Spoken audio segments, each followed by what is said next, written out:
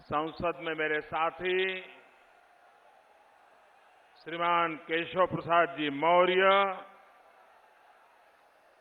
संसद में मेरे साथी यहां के प्रभारी श्री ओम जी माथुर, सांसद श्री यशवंत सिंह जी, केंद्र में मंत्रिपरिषद के मेरे साथी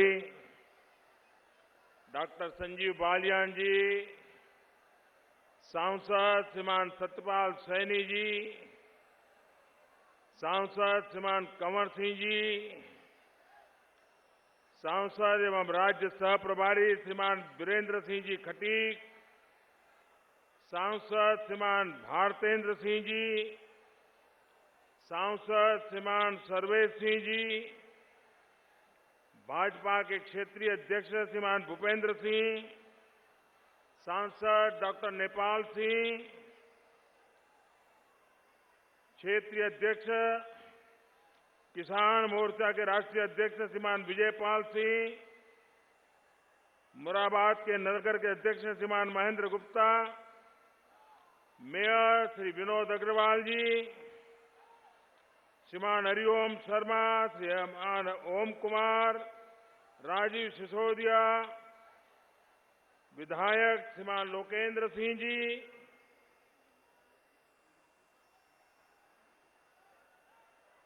श्रीमान राजेश सिंगल, डॉक्टर जयपाल सिंह जी, श्रीमान सुरेश गंगवार जी, श्रीमान अशोक कटारिया जी, श्रीमान ऋषिपाल नागर जी, श्रीमान स्वतंत्र देव सिंह जी, श्रीमान देवेंद्र सिंह जी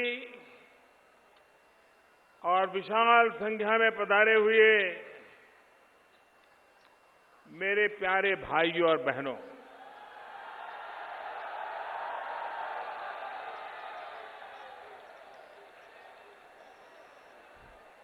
मैं आज मुरादाबाद आने से पहले थोड़ा झिझक रहा था, थोड़ा संकोच कर रहा था। संकोच इस बात का कर रहा था कि मैं बहुत वर्षों के बाद मुरादाबाद आ रहा हूं।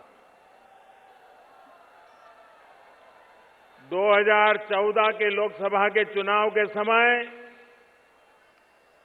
यहां के नौजवान मेरे पीछे पड़े थे कि मुरादाबाद आइए, लेकिन मैं आ नहीं पाया था। 2009 में आया था। उसके बाद मन में एक संकोच होता था कि जिस मुरादाबाद ने मुझे इतना प्यार दिया, वहां पहुंचने में मुझे काफी देरी हुई है। मुरादाबाद के मेरे प्यारे भाइयों बहनों, मैं 2014 में नहीं आ पाया था। दूर से आपको संदेश भेजा था कि आप भारतीय जनता पार्टी को विजयी बनाइए, और मैं आज मुरादाबाद को सर झुका करके नमन करता हूं कि उन्होंने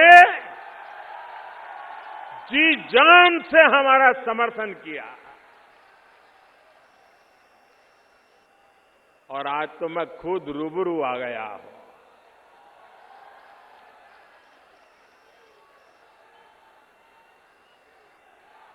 भाइयों बहनों, अगर हम चाहते हैं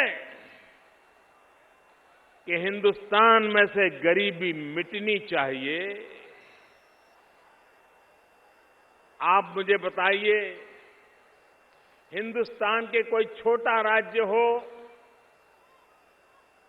10, 12, 15 लाख आबादी हो, अगर वहां की गरीबी खत्म हो जाए तो क्या हिंदुस्तान की गरीबी खत्म हो जाएगी? क्या नहीं होगी ना।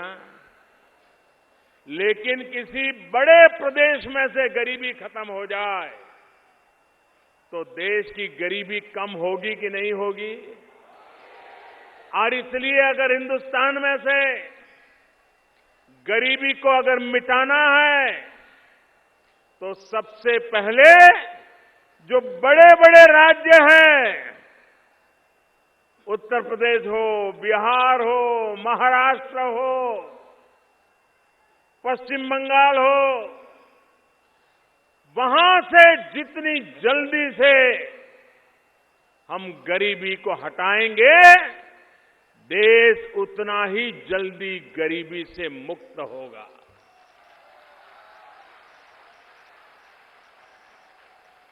भाइयों बहनों, मैंने उत्तर प्रदेश में सांसद के रूप में चुनाव लड़ा। बनारस के लोगों ने मुझे भरपूर आशीर्वाद दिया, लेकिन उत्तर प्रदेश में चुनाव सिर्फ सांसद बनने के लिए मैं नहीं लड़ा हूं।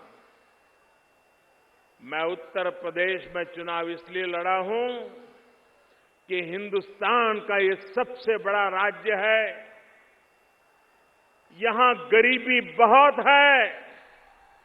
ये गरीबों के बीच जाकर के गरीबी से लड़ाई लड़ना, गरीबी से मुक्ति दिलाना, इसलिए मैं उत्तर प्रदेश की सेवा करना मैंने स्वीकार किया है।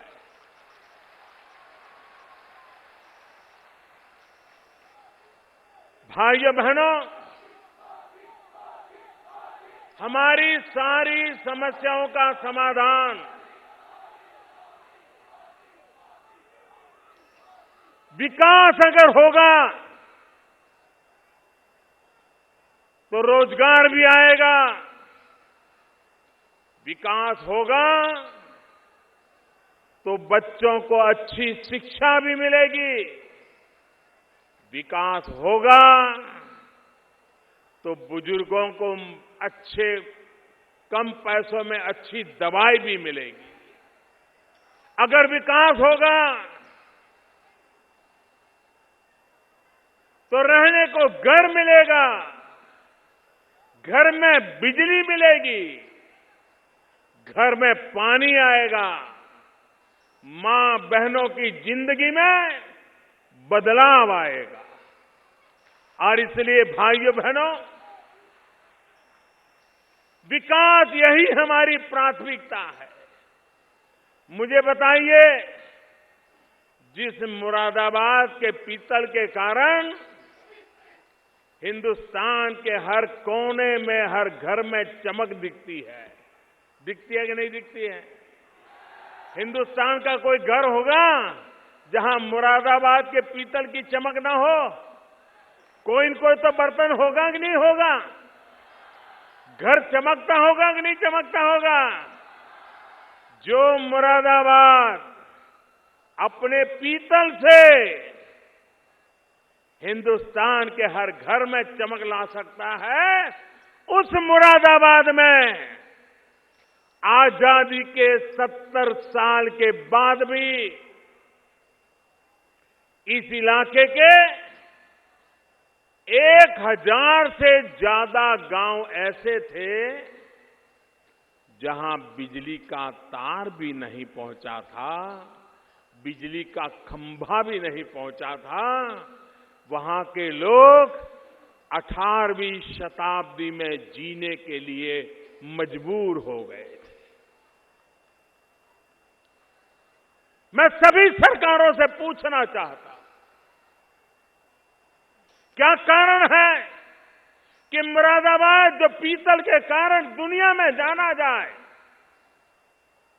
लेकिन उसी के अगल बगल में 1000 से ज्यादा गांव आजादी के 70 साल के बाद भी बिजली का एक खंभा न लगा हो, तार न गया हो, किसी ने अपने गांव में बिजली देखी न हो, अंधेरे में जिंदगी गुजारने के लिए मजबूर होना पड़ा हो। लेकिन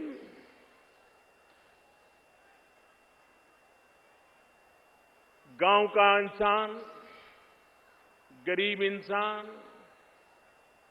ऊंची आवाज से बोल भी नहीं पाए, कुछ मांग भी न पाए। कुछ राजनेता ठेकेदार उनको दबोच करके बैठ गए हो।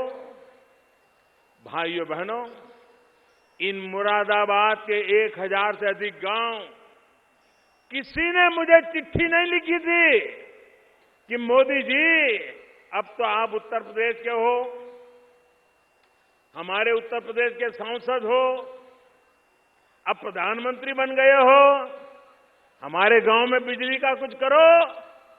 मुझे किसी ने चिट्ठी नहीं लिखी थी। मैंने खुद होकर के अफसरों को बुलाया। मैंने उनको पूछा, बताओ भाई, आजादी के 70 साल होने आ रहे हैं, कितने गांव हैं देश में जहां अभी भी बिजली का खंभा नहीं पहुंचा है। भाइयों बहनों, मैं चौंक गया जब मुझे बताया गया 18,000 से अधिक गांव ऐसे हैं जहां बिजली का खंभा नहीं पहुंचा। मैंने लाल किले पर से घोषणा की। घोषणाएं करने वाली सरकारें तो बहुत आई, लेकिन घोषणा कर करके हिसाब देने वाली पहली सरकार आपके चरणों में बैठी है। घोषणाएं तो हर एक ने की, बहुत की, लेकिन हिसाब देने वाली ये पहली सरकार है जो जनता को पाई पाई का हिसाब दे रही है, पल पल का हिसाब दे रही है, और देश की जनता ही हमारी मालिक है। ये सरकार की मालिक हिंदुस्तान के 125 करोड़ लोग हैं। ये प्रधानमंत्री के भी मालिक इस देश के 125 करोड़ लोग हैं। वही मेरा हाई कमांड है। ये जनता जनार्दन, यही मेरा हाई कमांड है। न मेरा कोई नेताजी है, न मेरा कुछ नहीं। जो कुछ भी है आप ही लोग हैं।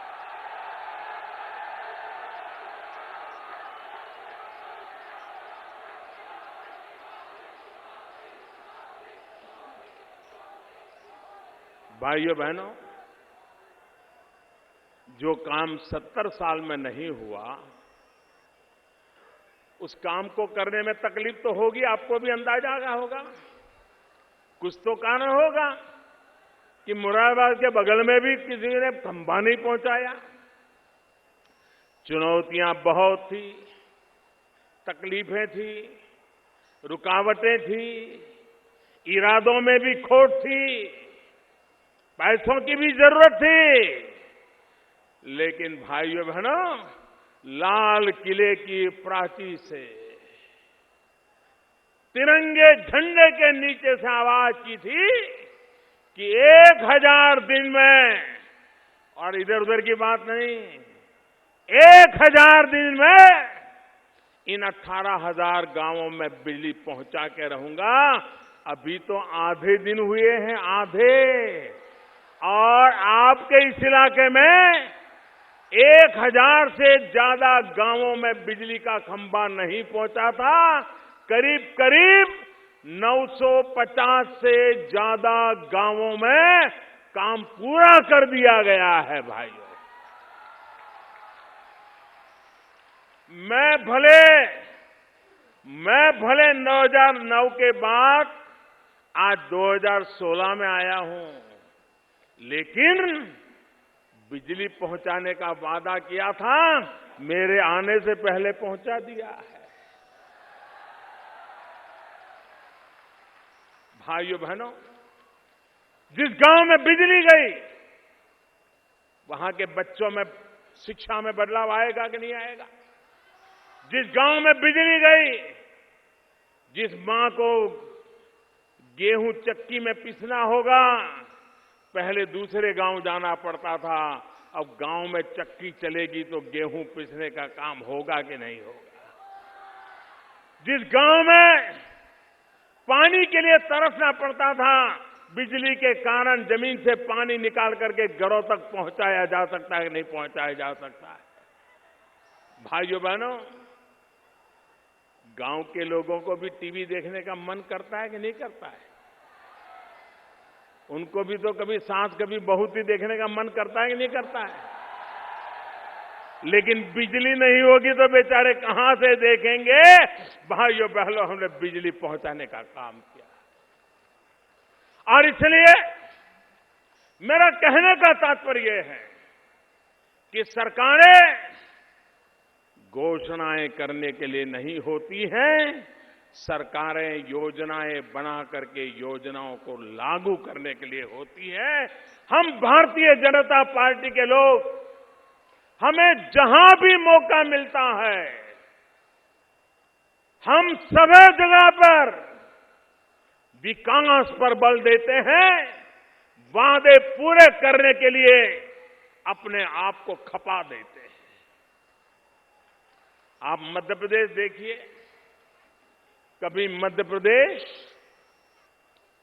बीमारू राज्य माना जाता था।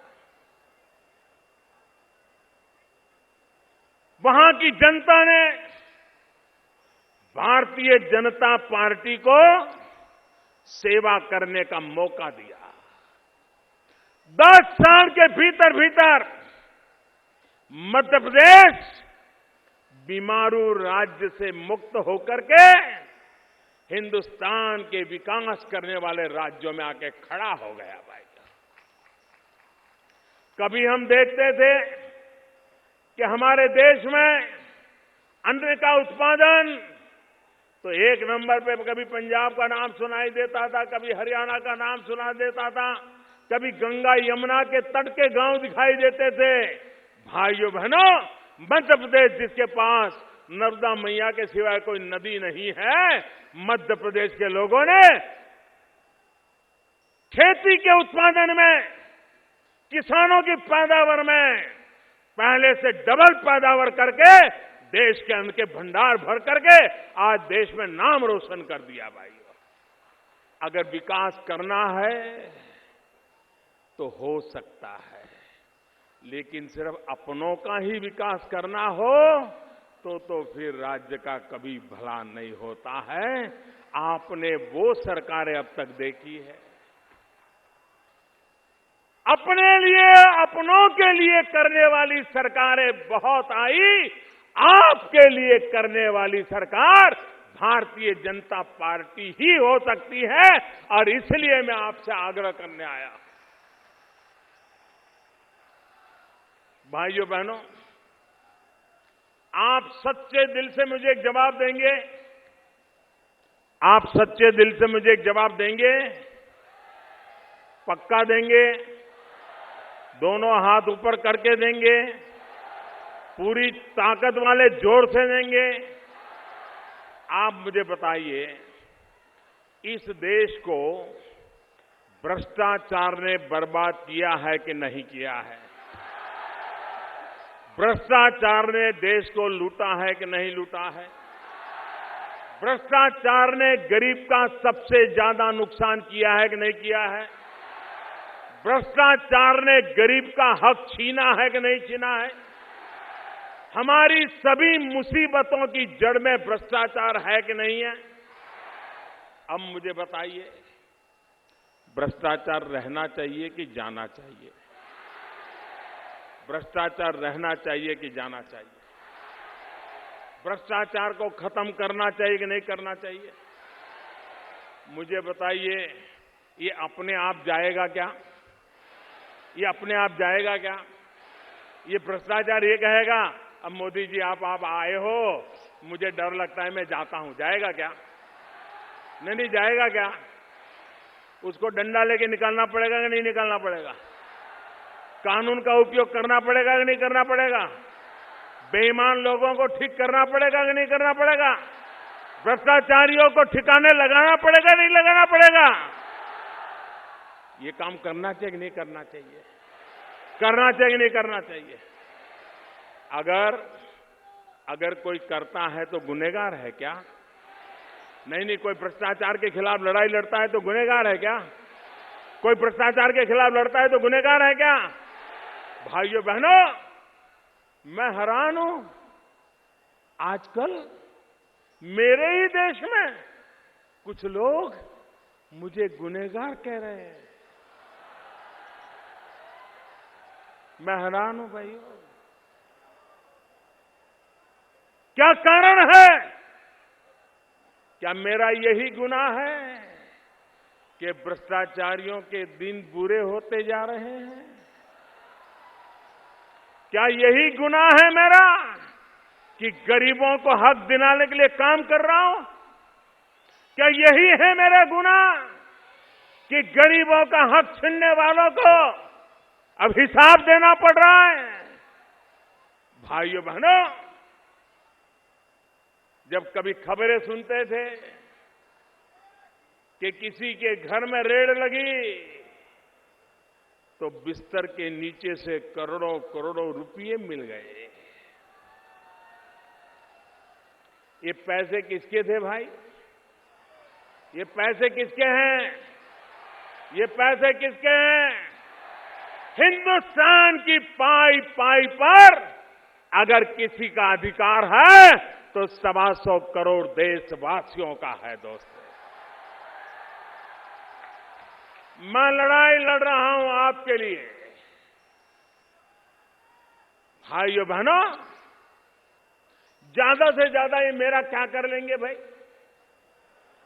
नहीं बताइए, क्या कर लेंगे? अरे हम तो फकीर आदमी हैं, झोला लेके चल पड़ेंगे जी।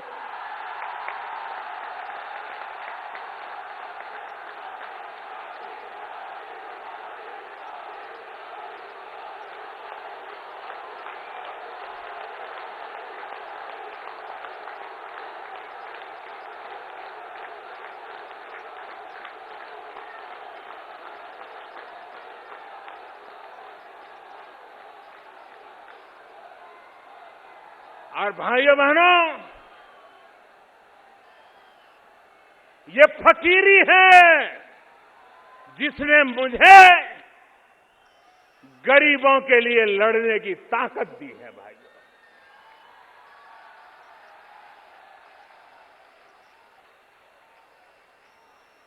बैंकों का राष्ट्रीयकरण हुआ था, गरीबों के नाम पे हुआ था, लेकिन इस देश के आधे से अधिक लोग थे जिन गरीबों को कभी बैंक के दरवाजे तक जाने का मौका नहीं मिला।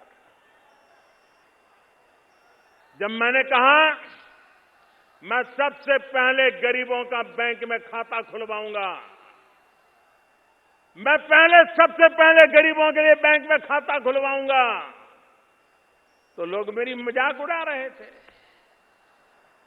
भाइयों बहनों, खाता खुलवाया कि नहीं खुलवाया?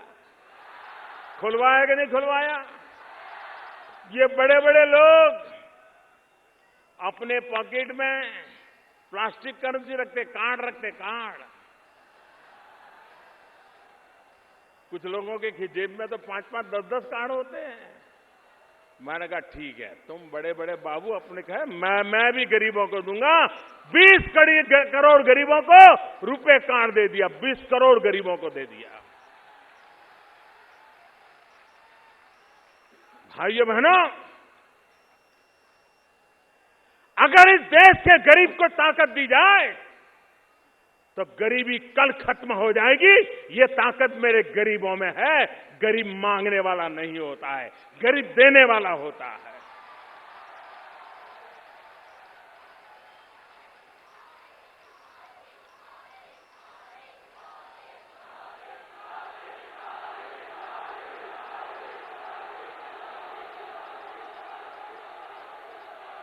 और इसलिए भाइयों बहनों,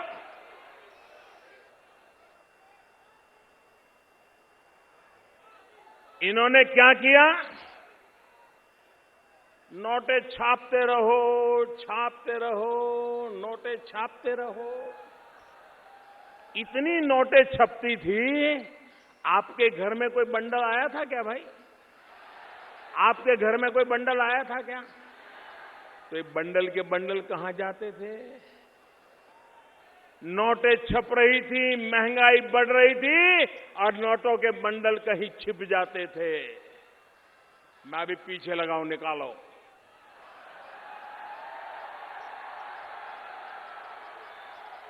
आ रहा है, आपने देखा होगा, कोने कोने से। और कुछ लोग तो गरीबों के जाके पैर पकड़ते हैं। अरे तुम तो कितने अच्छे हो, तेरे दादा मेरे यहां मजदूरी करते थे, तेरी माँ मेरे बर्तन साफ करती थी, अरे तुम तो बहुत अच्छे हो, देखो बच्चे बड़े हो गए हैं, ऐसा करो मेरा ये 2-3 लाख रुपया तुम्हारे खाते में डाल दो।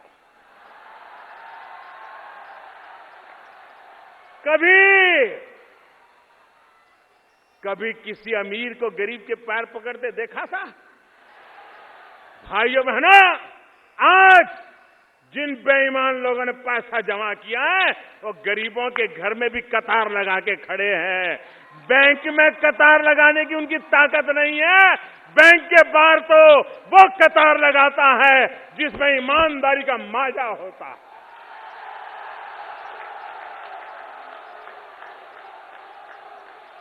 जिसमें दम होता है, जो बैंक के बाहर कतार लगाता है। बेईमान लोग गरीबों के घर के बाहर चोरी छुपकी से कतार लगाए हैं। उनको कह रहे, ये जनधन अकाउंट मैंने खोला था तब गरीबों को भी पता नहीं था कि कैसे काम आएगा।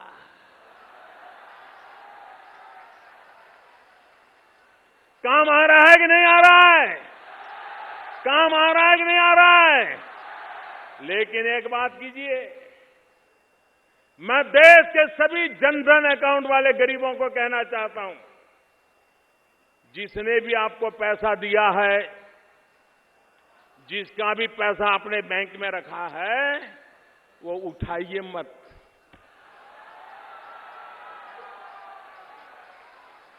बिल्कुल 1 रुपया मत उठाइए उसमें से। देखिए वो आपके घर रोज चक्कर काटेगा, आपके पैर पकड़ेगा और आप उसको कुछ मत कहो, ए दादागिरी मत कर वरना मोदी को चिट्ठी लिखता हूं। ज्यादा दादागिरी करे तो पूछो, सबूत लाओ, तुमने पैसा दिया था सबूत लाओ। ये बराबर डिब्बे लाए, बेईमान लोग बराबर डिब्बे में फंसे हैं।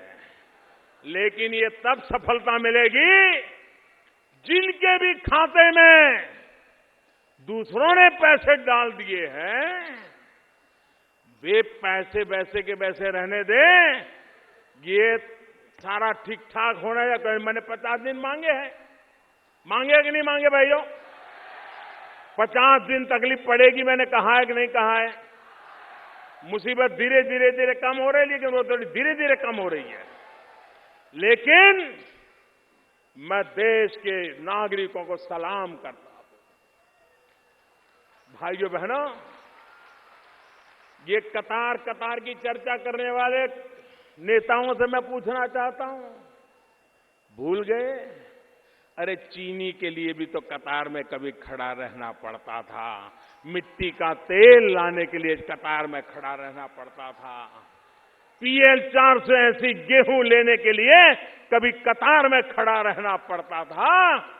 आपने देश को कतार में 70 साल तक खड़ा किया है। उन कतारों को खत्म करने के लिए ये मैंने आखिरी कतार लगाई है भाइयों बहनों।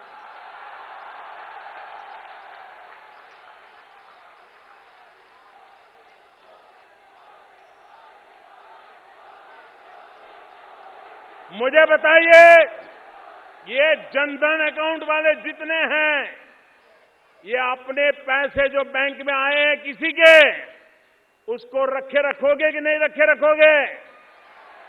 कोई कितना ही दबाव डालोगे, उठाओगे नहीं ना? अगर आपने रखे रखा तो मैं कोई रास्ता खोजूंगा। मैं दिमाग लगा रहा हूं, अभी मैं दिमाग खपा रहा हूं कि एक गरीब के खाते में जिन्होंने गैर कानूनी तरीके से डाला है वो जाए जेल में और गरीब के घर में जाए वो रुपया।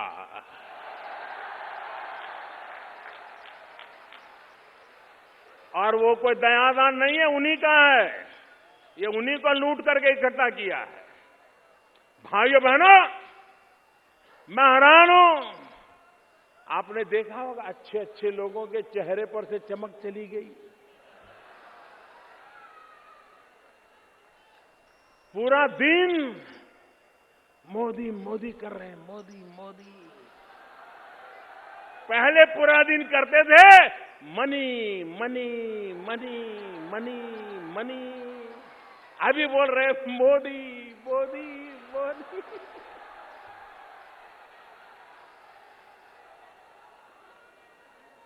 भाइयों बहनों,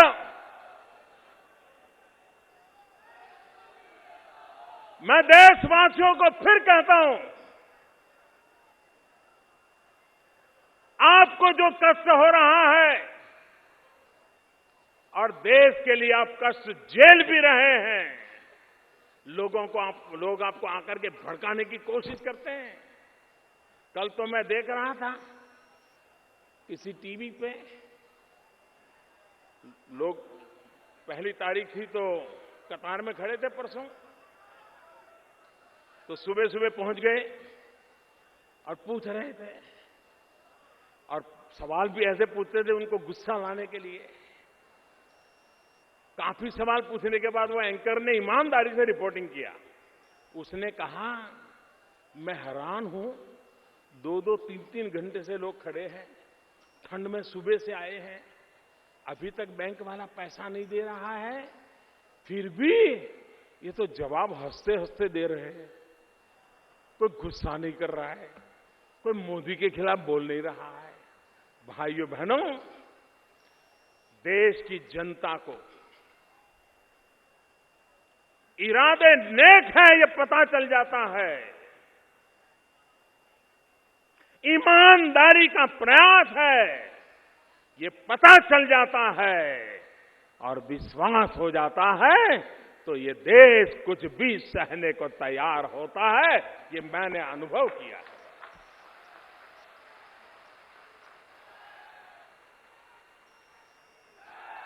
देश का सामान्य मानवी बेईमानी से तंग आ चुका है।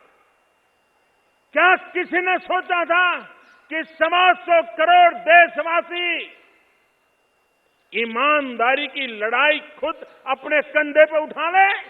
आज 125 करोड़ देशवासियों ने कष्ट झेल करके ईमानदारी की इस लड़ाई को अपने कंधे पर उठा लिया है। इससे बड़ा देश का उज्जवल भविष्य नहीं हो सकता है। भाई, देश का सामान्य मानवी बेईमानी नहीं चाहता है, उसको मजबूरन मध्यम वर्ग का आदमी वो कभी नहीं चाहता है काले धोले का खेल। लेकिन बच्चे को स्कूल रखना हो, स्कूल वाला कहे फीस के लिए ऑफिशियल तो 500 रुपया, लेकिन अनऑफिशियल 75,000 रुपया, वो मध्यम वर्ग का व्यक्ति बेचारा कहां जाएगा? बच्चे की पढ़ाई के लिए सर झुका करके उसको कहीं से काले करके उनको देना पड़ता है, मजबूरन करना पड़ता है। भाइयों बहनों, देश में एक ऐसी हवा बन गई थी, सरकार वरकार कुछ होती ही नहीं है, तो ठीक है सरकार सरकार है। अरे ये नेता होते क्या है, उसकी जेब भर दो यार काम चल जाएगा। अब ये चलता नहीं है, वो पुराने रास्ते बंद हो गए हैं, इसलिए जरा परेशानी ज्यादा है। भाइयों बहनों, ये देश ईमानदारी का पक्षकार है, ये देश ईमानदारी चाहता है, ये देश भ्रष्टाचार से मुक्ति चाहता है। लेकिन वो असहाय हो गया था, आज उसको लग रहा है कि इस लड़ाई को जीतना है। और मैं देशवासियों को विश्वास दिलाता हूं कि आपने जो मेहनत की है, घंटों घंटों तक कतार में खड़े रहे हो, बिना खाए पिए खड़े रहो हो, ठंड में भी खड़े रहे हो, धूप में भी खड़े रहे हो, पैसे नहीं है ऐसा बोर्ड लग जाने के बाद भी आपने इसको सहन किया है। मैं मेरे देशवासियों आपकी इस तपस्या को बेकार नहीं जाने दूंगा। ईमानदारी के जितने रास्ते मुझे सूझेंगे, मैं देश को उस रास्ते पर ले जाने के लिए कोई कमी नहीं रहने दूंगा। ये मैं विश्वास दिलाना चाहता हूं।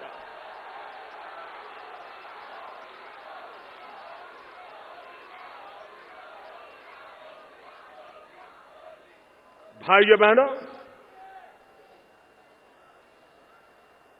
पहले की सरकारों ने नोटें छाप छाप करके अपनी गाड़ी चलाई और नोटें निकल करके भी बड़े बड़े जगह पे पहुंच जाती थी। भाइयों बहनों, यहां ये हमारे सफेद शर्ट वाले सब बैठे हैं। ये सारे नौजवान मुरादाबाद और अगल बगल के इलाके में जा करके मोबाइल फोन से कैसे खर्च किया जा सकता है वो सिखा रहे हैं। भाइयों बहनों, अब जमाना चला गया, अब वक्त बदल चुका है। अब तो मोबाइल फोन में ही आपकी बैंक आ गई है। आपके मोबाइल में ही आपकी बैंक है। आपके मोबाइल फोन में ही आपका बटुआ है। अगर आपके पैसे बैंक में पड़े हैं तो आप मोबाइल फोन से जो खर्च करना है कर सकते हैं, खरीदना है खरीद सकते हैं। सारी व्यवस्था उपलब्ध है। इसके लिए एटीएम पर जाकर के नोट निकालना जरूरी नहीं है। आप अपने मोबाइल फोन से भी खर्चा कर सकते हैं। कुछ लोग कहते हैं हमारा देश गरीब है, लोग अनपढ़ है, लोगों को कुछ आता नहीं है। भाइयों बहनों, अरे दुनिया के पढ़े लिखे देश भी जब चुनाव होता है ना, तो बैलेट पेपर पर नाम पढ़ करके फिर थप्पा मारते हैं। आज भी अमेरिका में भी ये हिंदुस्तान है जिसको आप अनपढ़ कहते हो, गरीब कहते हो, वो बटन दबा करके वोट देना जानता है। बटन दबा करके देना जानता है। भारत के लोगों की ताकत को कम मत आंकिए। एक बार उसको पता चले कि ईमानदारी का रास्ता यह है तो मेरे देश का गरीब से गरीब भी चल पड़ता है। मैं देख रहा हूं सब्जी बेचने वाले, दूध बेचने वाले, आजकल मैंने एक व्हाट्सएप देखा, सच्चा झूठा तो भगवान जाने। व्हाट्सएप पर तो बहुत सी चीजें ऐसी ऐसी भी आती है। मुझे किसी ने दिखाया कि कोई भिखारी कार खड़ी रही तो भिक्षा मांगने के लिए गया। तो कार में जो बैठे थे उन्होंने कहा, भाई छुट्टे पैसे नहीं है, हम तेरी मदद तो करना चाहते हैं। तो उसने कहा आप चिंता मत करो। उसने अपने फटे थैले में से पॉश मशीन निकाला, बोले डेबिट कार्ड दो मैं कर लेता हूं जी। अब ये वीडियो सच है झूठ है मुझे मालूम नहीं, मुझको किसी ने दिखाया। कहने का मतलब यह है, हिंदुस्तानी नई चीज को स्वीकार करने में देर नहीं करता है। अगर सही तरीके से बात पहुंचाई जाए। हमने अभियान चलाया था एलईडी बल्ब का। हमने लोगों को कहा कि बिजली का जो ये लट्टू लगाते हो ना, वो ज्यादा बिजली खा जाता है और आपके पैसे जाते हैं। ये नया लट्टू निकला है, वो लगाइए, आपके पैसे भी बच जाएंगे और बिजली भी बच जाएगी। इस देश के करोड़ों करोड़ों लोगों ने लट्टू बदल दिए। भाइयों, लट्टू बदल दिए। मेरा देश परिवर्तन को स्वीकार करने वाला देश है। मेरे देश का गरीब भी इसको स्वीकार करने वाला है। और भी एक आर्गुमेंट होता है, चलो मान लो नहीं है, लेकिन इस देश में 40 करोड़ स्मार्टफोन है। 40 करोड़, कम से कम 40 करोड़ लोग तो नोट के चक्कर से निकल जाए। मुझे बताइए ईमानदारी आएगी कि नहीं आएगी? अगर ये लेती देती बंद हो गई तो ईमानदारी आएगी कि नहीं आएगी? भाइयों बहनों, सिर्फ काला धन निकालना है इतना नहीं है, सिर्फ बेईमानों का पैसा निकालना इतना नहीं है, सिर्फ भ्रष्टाचारियों का पैसा निकालना इतना नहीं है। भविष्य में ये बीमारी खड़ी न हो, इसके लिए भी बूथ बंद करना है, उसके लिए भी दरवाजे बंद करने हैं। और वो अगर बंद करने हैं तो आपको मुझे मदद करनी पड़ेगी। करोगे? पक्का करोगे? ये मोबाइल फोन से खरीद करोगे तो भी मोबाइल फोन से पैसे दोगे, सारा मोबाइल पे कारोबार सीख लोगे। आज अखबार में रोज एडवर्टाइजमेंट आती है, रोज एडवर्टाइजमेंट आती है, टीवी पे आती है। मुश्किल काम नहीं है, जितनी आसानी से व्हाट्सएप भेजते हो इतनी ही आसानी से पैसे देकर के माल खरीद सकते हो। भाइयों, अब वक्त बदल चुका है और मेरा देश 21वीं सदी में डिजिटल इंडिया बनने के लिए तैयार बैठा है।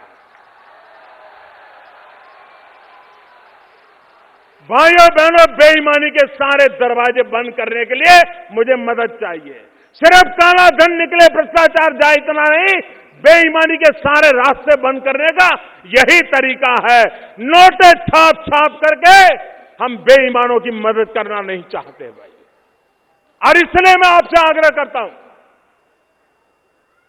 और दूसरा, मैं फिर से एक बार देशवासियों को मैंने 50 दिन कहा था, मैं रात दिन लगाऊं मेरे भाइयों बहनों, आपकी तकलीफ मेरी तकलीफ है, मेरे किसानों की तकलीफ मेरी तकलीफ है। और मैं किसानों को विशेष रूप से वंदन करना चाहता हूं, तकलीफ के बाद भी बुआई में कमी नहीं आने दी। पिछले साल से बुआई बढ़ी है। ये किसानों को सलाम करता हूं। जिन लोगों को इस देश की ताकत का परिचय नहीं है, वो भ्रम फैला रहे हैं, निराशा का वातावरण पैदा कर रहे हैं। भाइयों बहनों, ये देश सशक्त है, देश का नौजवान सशक्त है। और जिस देश के पास 65% लोग 35 साल से कम उम्र के हो, वो नौजवान देश को कहां से कहां पहुंचा सकता है। ये मौका है मेरे नौजवानों, देश को कहीं लोगों को सिखाइए कि हाथ में नोटों होने के बाद भी खरीदी भी की जा सकती है, पैसे भी चुकता किया जा सकता है। इनको सिखाइए, हर एक को सिखाइए। देखिए भाइयों, ईमानदारी के सारे रास्ते खुल जाएंगे। मैं फिर एक बार आप सबका हृदय से बहुत बहुत आभार व्यक्त करता हूं। मेरे साथ पूरी ताकत से बोलिए, भारत माता की। आपको लगता है कि ये लड़ाई जीतनी है, बेईमानी खत्म करनी है, तो खड़े होकर के तालियां बजाइए, जोर से तालियां बजाइए।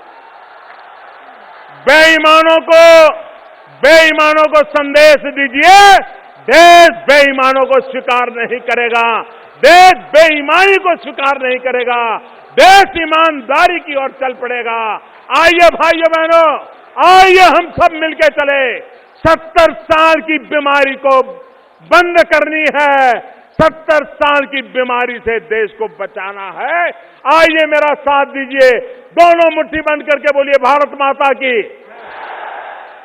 आवाज हर बेईमानों के रोंगटे खड़े कर दे ऐसी होनी चाहिए, हर बेईमान थरथरा करके कांपने लगे ऐसी होनी चाहिए। भारत माता की, भारत माता की, भारत माता की। बहुत बहुत धन्यवाद।